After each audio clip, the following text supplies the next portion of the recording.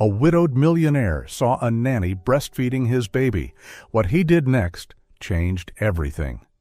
The cry of a baby tore through the stillness of the grand mansion, like a siren echoing against the cold walls.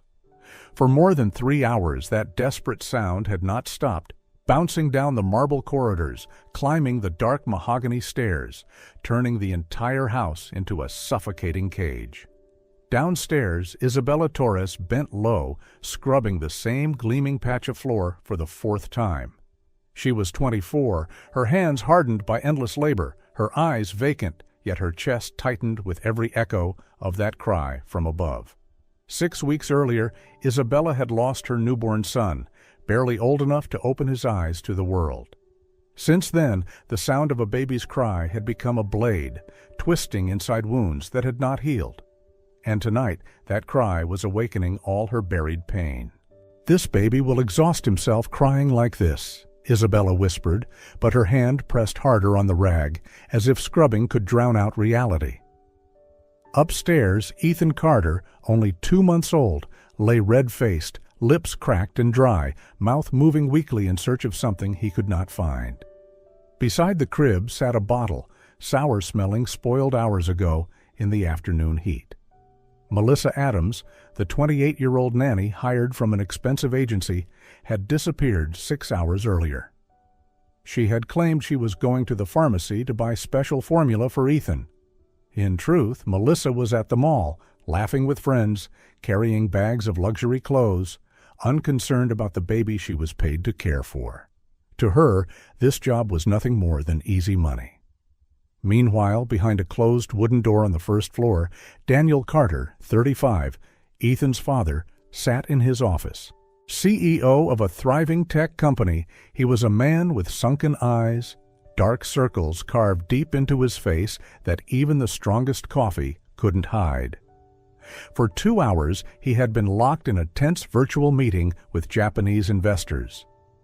The only sound breaking through the numbers and charts was his son's relentless cry. "Mr. Carter, do you confirm the investment?" a voice asked through the screen. "Of course, you can count on us," Daniel replied automatically, his eyes drifting to the framed photo on his desk. It was Claire, his late wife, who had died during childbirth, leaving Ethan behind. While Daniel forced himself to focus, Ethan's cries weakened, choked, turning dangerously faint. Isabella's heart raced wildly. She slammed the rag onto the floor, unable to endure another second. Her footsteps pounded against the wooden stairs, her trembling hand gripping the banister. "Please, God, don't let anything happen to this baby," she whispered between rushed breaths. The door swung open. What she saw drained the blood from her face. Ethan lay limp in his crib, eyes half closed, his tiny body burning hot, his breath shallow and ragged. His lips kept moving, searching desperately for milk, but finding only emptiness. "Dear Lord," Isabella rushed forward, lifting the baby into her trembling arms. Ethan's body was slick with sweat, radiating heat like burning coal. The sour stench of the bottle on the nightstand made her grimace in disgust. It was completely spoiled. The infant squirmed weakly in her embrace, mouth latching onto nothing, begging for salvation. In that moment, something deep inside Isabella broke open. For 6 weeks her body had still produced milk, though her own baby was gone. Watching Ethan fade in the same way her son had, the grief surged uncontrollably. She stopped thinking. Instinct took over, the instinct of a mother. Dropping into the armchair by the window, Isabella unbuttoned her blouse with shaking hands and pulled Ethan to her chest. Instantly, the crying ceased. Ethan latched on fiercely, drinking with the desperation of someone starved for life itself. "It's okay now, little one. You're safe," Isabella whispered, tears sliding down her hollow cheeks. And in that fragile moment, for the first time in 6 weeks, a sliver of peace returned to her broken heart. Isabella sat frozen in the armchair, her trembling arms holding Ethan tightly against her chest. The violent cries had vanished, replaced by the fragile sounds of life, the faint but determined gulps of a baby who had just discovered hope after hours of despair. Tears streamed down Isabella's cheeks. For 6 weeks her body had continued to produce milk, each drop a cruel reminder that her own child no longer lived. At first, she had tried to suppress it, taken remedies, prayed for it to stop.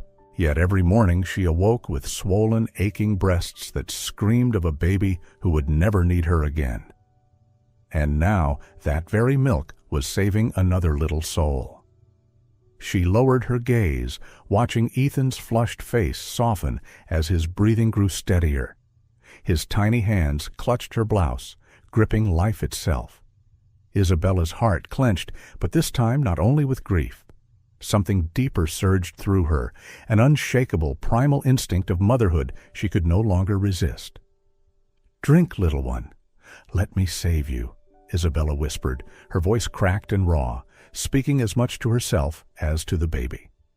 In that instant, she forgot every boundary. She forgot she was only a maid in this grand mansion.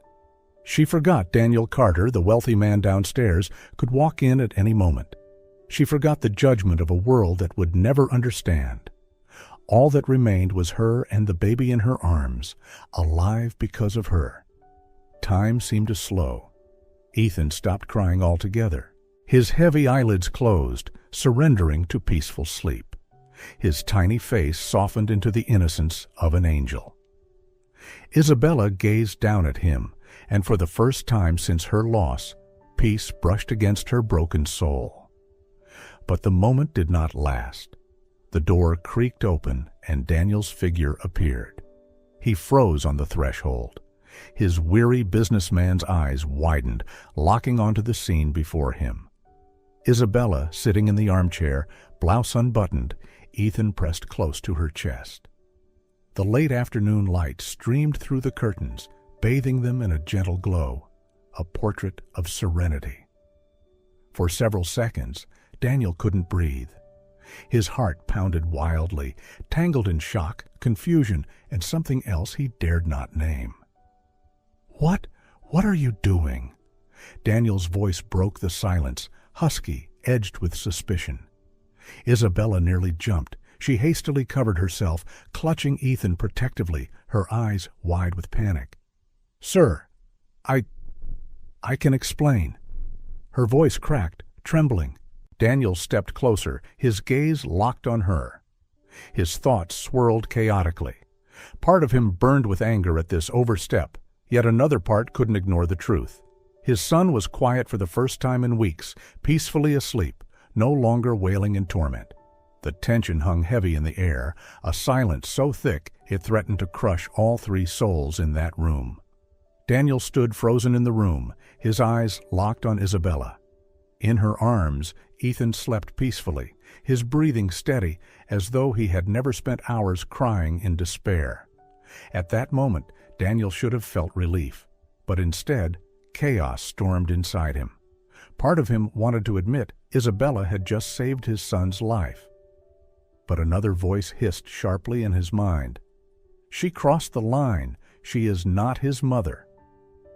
"You're not allowed to—" Daniel tried to speak, but the words died. He stepped back, almost startled by his own reaction. Isabella clutched Ethan closer, her head bowed.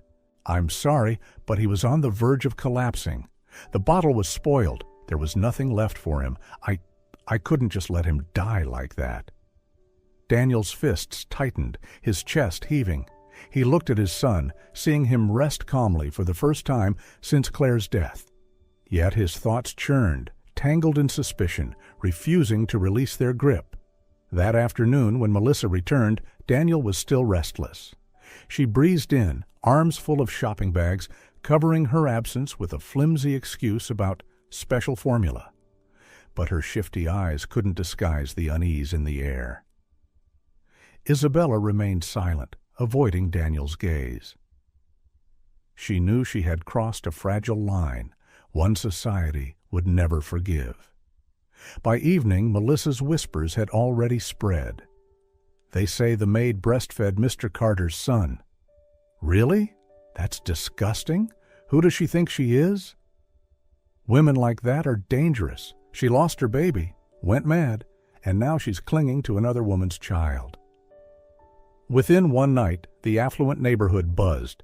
Gossip traveled beyond Carter's home, spilling into women's clubs, afternoon teas, and endless group chats. Daniel's phone rang. Patricia, the notorious busybody neighbor. "Daniel, dear, I heard what happened. You need to be careful with that girl. A woman who's lost her child can become obsessive. People say she looks at Ethan as if he were her own." He pressed his temples, forcing his voice steady. "Patricia, don't believe every rumor." "Rumor? Everyone is talking about it. You have to protect your family, your reputation, son." Each word sliced into him like a knife. The pressure mounted from every direction. In the kitchen, Isabella overheard fragments of the gossip. Her heart trembled. She knew sooner or later the storm of judgment would crush her. That night, Daniel couldn't sleep. He sat in his office, staring at Claire's photograph, asking silently, "If you were here, what would you think of this? Would you forgive me for allowing another woman to hold our son this way?" Social pressure, the grief of loss, the suspicion in his own heart, all knotted into a chokehold. Social, family, and peer pressure weighed heavily on Daniel Carter. He watched Isabella Torres play with Ethan, seeing his son happier than ever before, yet his heart was torn apart. The words of others were like thorns that kept cutting into him. At last he coldly said to Isabella in his office, "You are fired."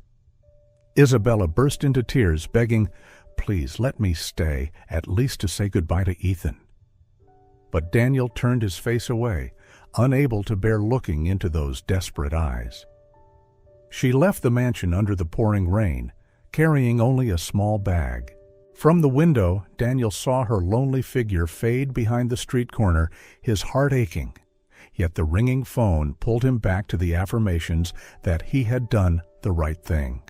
In the days that followed, Isabella knocked on doors looking for work, but everyone asked, "Do you have a reference letter from your former employer?" Daniel never answered the phone, leaving her with nothing to prove herself. Gradually, her money ran out. She was evicted from her rented room after 2 months of unpaid debt. With only a few belongings stuffed in a plastic bag, Isabella was forced to sleep on the streets. Her first night outside, Isabella curled up on a park bench with an old newspaper draped over her. The wind bit through the thin fabric, gnawing at her skin. She trembled, wide awake under the flickering streetlights. Every noise made her flinch. She didn't close her eyes once.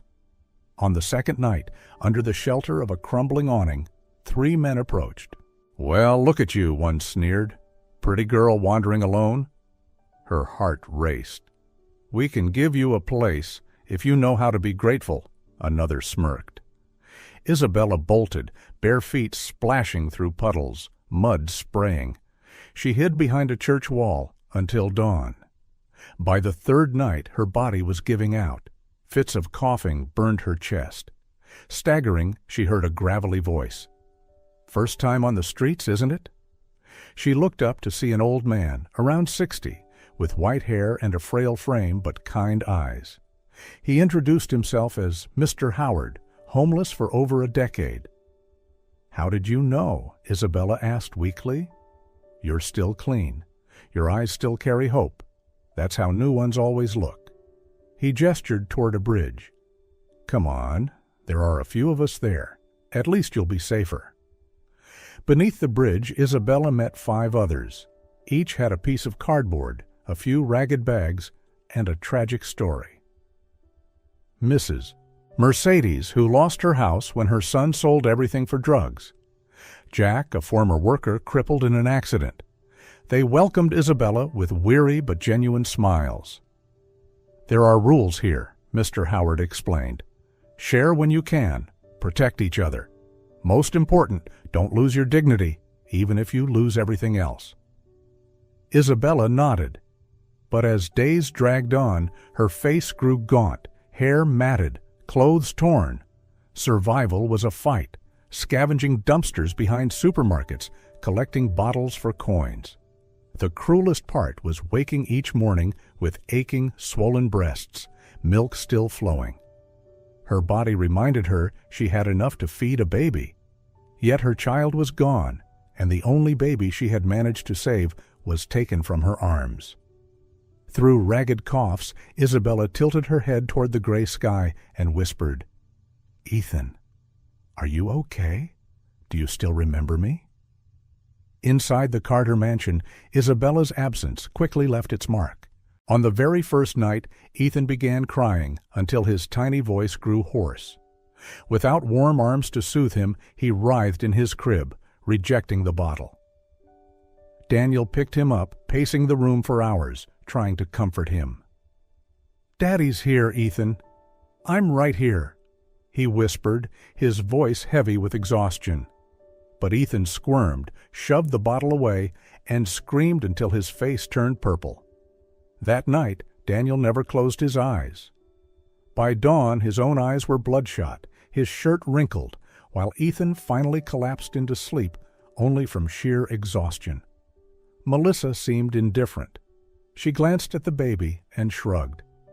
"It's just a phase. Babies do that." But Daniel knew something was wrong. He even sensed relief in her demeanor, as if Ethan's cries freed her from responsibility. The next day, things worsened. Ethan refused to eat, his body thinning. Daniel hired an experienced nurse.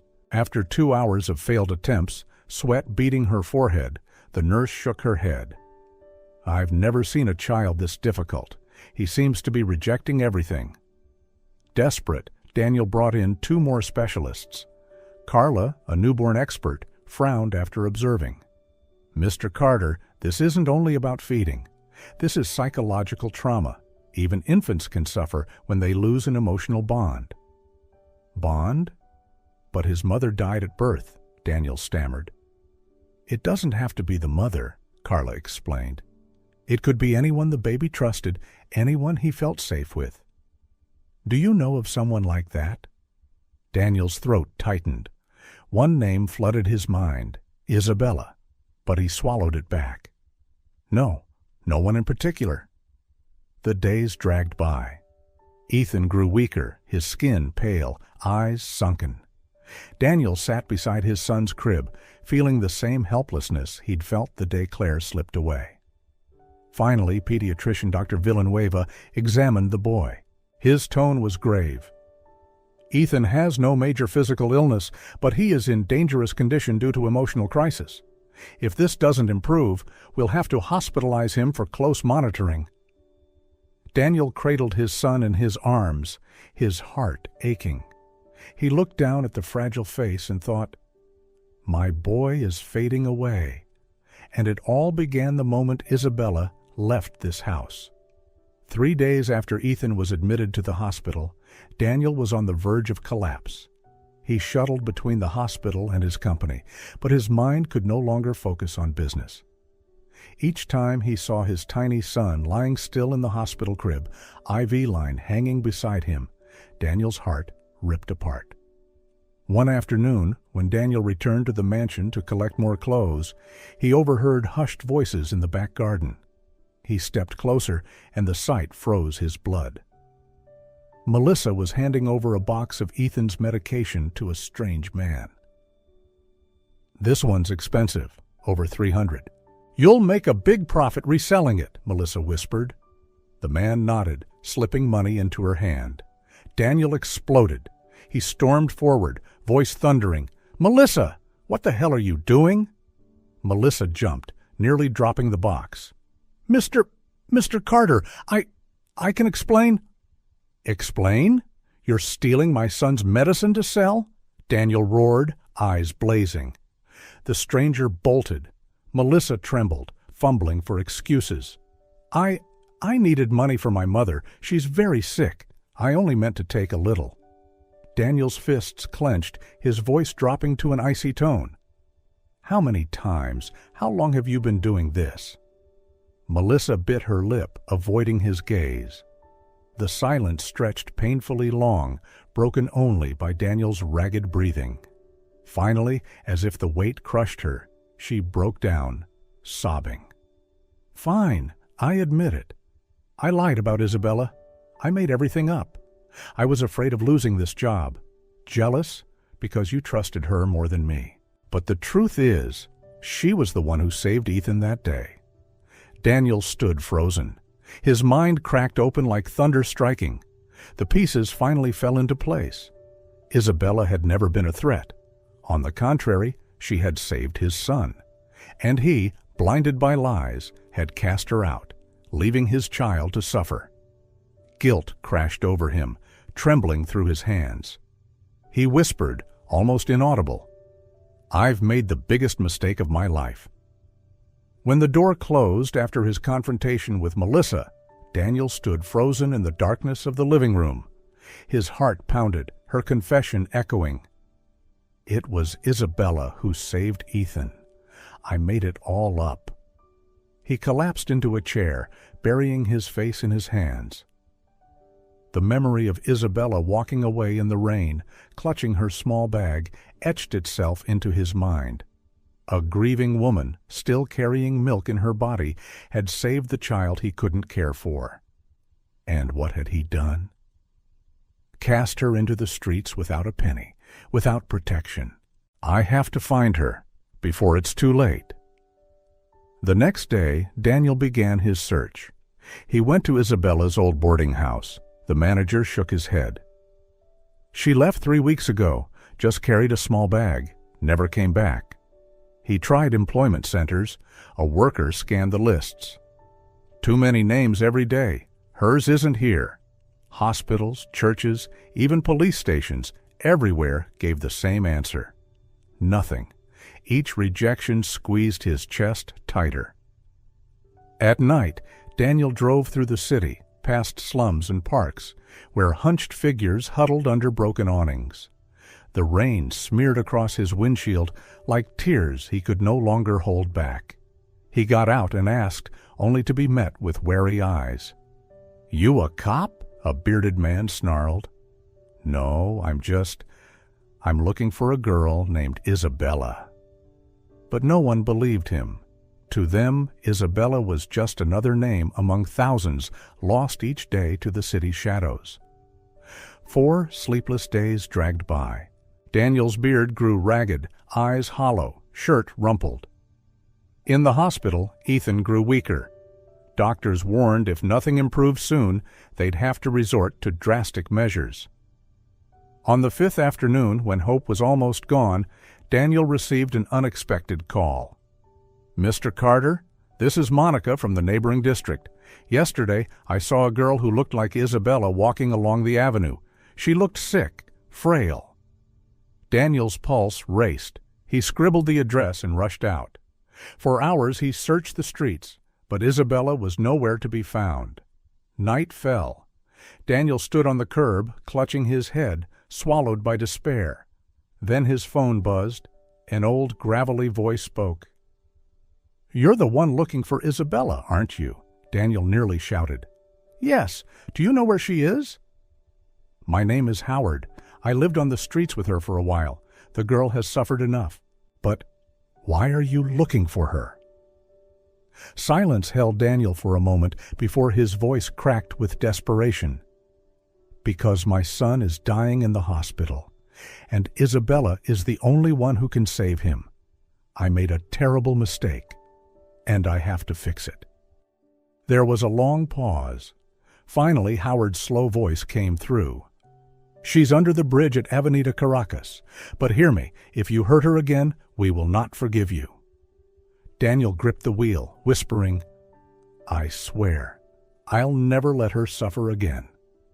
His car tore through the night, his heart blazing with a single purpose, to find Isabella before it was too late. Beneath the Avenida Caracas bridge, damp moss clung to the pillars, and the night air bit like knives. Daniel stumbled through the shadows, heart pounding with every echo of dripping water.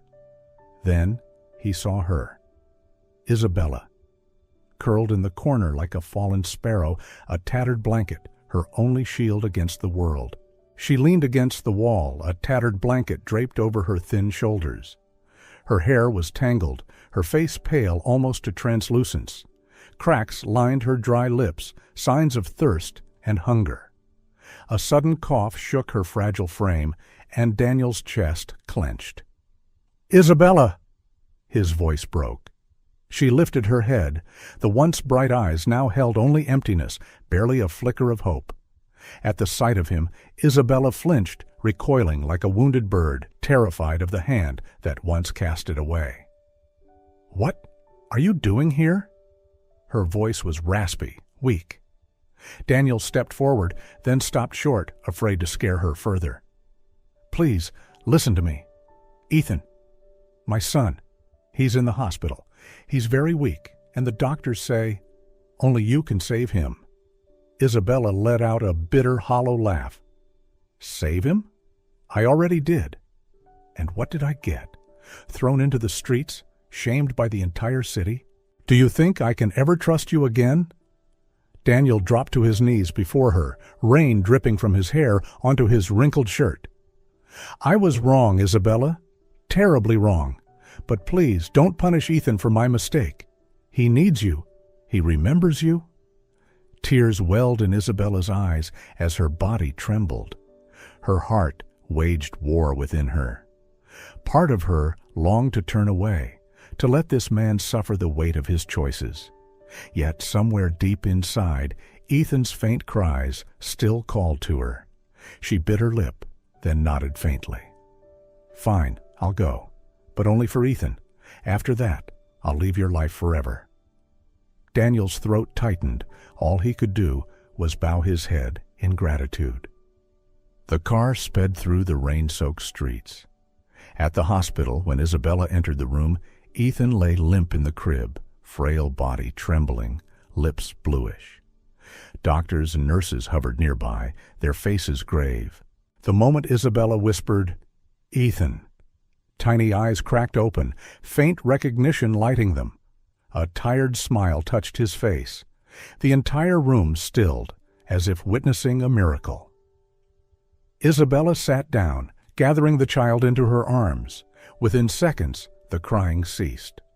Ethan nestled into the familiar embrace, his breathing slowing, steadying. Tears blurred Daniel's vision as he watched. He knew in that moment that life had handed him a second chance, not just for Ethan, but for himself. From the moment Isabella returned to the hospital, Ethan's condition changed, as if by miracle. He began feeding again, sleeping peacefully in the arms he recognized. The doctors, astonished, admitted, "It's true, bond and affection can save a child's life." Daniel stayed close, silently watching. Every time Ethan gripped Isabella's finger tightly, Daniel's heart ached, part joy, part guilt. He knew the depth of his mistake, and now all he could do was try to atone through action. "Isabella," he said hesitantly one evening as she laid Ethan back into the hospital crib, "I want to thank you, not only for saving Ethan, but for coming back, even though I don't deserve it." Isabella didn't look at him. She smoothed Ethan's hair, her voice barely above a whisper. "I came back only for the boy." The words struck deep, but Daniel understood. Trust once shattered could not be rebuilt overnight. In the days that followed, Daniel began to act. He hired an attorney and arranged a press conference right at the hospital. Standing before the cameras, his voice firm, he declared, "Isabella Torres saved my son's life. Every rumor you've heard about her is a lie. I apologize for the injustice she has endured." The city was stunned. Melissa, who had spread the venomous lies, was fired immediately and became the subject of public scorn. Neighbors who once sneered at Isabella lowered their heads in shame when they crossed her path. Isabella heard the news but said nothing. She kept her focus on Ethan, her eyes tracing every tiny breath the child took. One afternoon, as the last light of day spilled through the hospital window, Ethan slept soundly. Daniel sat beside the bed, quietly confessing, I want to make it right, even if it takes my whole life." For a fleeting moment, Isabella looked at him. In her eyes flickered something, not hatred anymore, but caution, laced with the faintest spark of hope. 1 month later, Ethan was discharged from the hospital. His strength had returned, his eyes sparkled, and he smiled each time Isabella carried him. The same neighbors who once gossiped now whispered in awe as Daniel and Isabella walked out of the hospital together. Daniel no longer cared about their whispers. The only thing that mattered was Ethan, and the woman who had saved his life. Time passed, and Isabella gradually returned to the Carter mansion, but not as a servant. Daniel gave her a private room, treating her with complete respect. He never forgot the nights she had spent on the streets, and he swore such suffering would never touch her again. At first, Isabella kept her distance, but Ethan, with his innocence and unconditional love, became the bridge. Each time he reached out to her, each giggle, each playful cry, slowly broke down the walls around her heart. Daniel, too, had changed. He spent more time at home, caring for Ethan himself, sharing small responsibilities with Isabella. On quiet evenings, the three of them would sit in the living room, Ethan asleep on the sofa, while Daniel and Isabella whispered softly. In those moments, they realized, family is not only blood, but love and sacrifice. One weekend evening, Daniel took Isabella and Ethan to the park where she had once wandered, in despair. But this time, instead of a cold bench and tattered newspaper, there was a picnic blanket, a basket of pastries, and Ethan's laughter as he toddled around. Daniel looked at Isabella, his eyes gentler than ever. From his pocket, he pulled a small box, opening it to reveal a glistening ring. "Isabella," he said, voice steady yet trembling, "I made the worst mistake of my life when I let you go once. I can't lose you again. You've become the mother Ethan needs, and the woman I love. If you give me this chance, I promise I will spend the rest of my life proving I deserve you." Isabella froze. Tears welled, not of pain, but of an emotion too vast to name. She looked at Daniel, then at Ethan, who was smiling at her, as if waiting for her answer too. For a moment, her thoughts drifted to the tiny grave of her own lost child, the nights she had wept alone, milk flowing with no baby to hold. Now, fate had given her a second chance. "Daniel," she whispered, her hand trembling as it touched his. "I once lost everything, but through Ethan, through you, I found the meaning of family again. If this is truly what you want, then yes." Daniel smiled, tears glistening as he slipped the ring onto her finger. Ethan toddled over, hugging them both tightly, babbling in his innocent voice as if sealing the promise. They were a family. Beneath the starlit sky, Daniel slipped the ring onto her trembling finger, and Ethan wrapped his tiny arms around them both. For the first time, Isabella felt not like a maid, not like a broken mother, but like a woman truly loved. The scars of the past would never vanish, but under that sky, they no longer defined her. What defined her now was this: a second chance, a family bound not by blood alone, but by love, sacrifice, and forgiveness.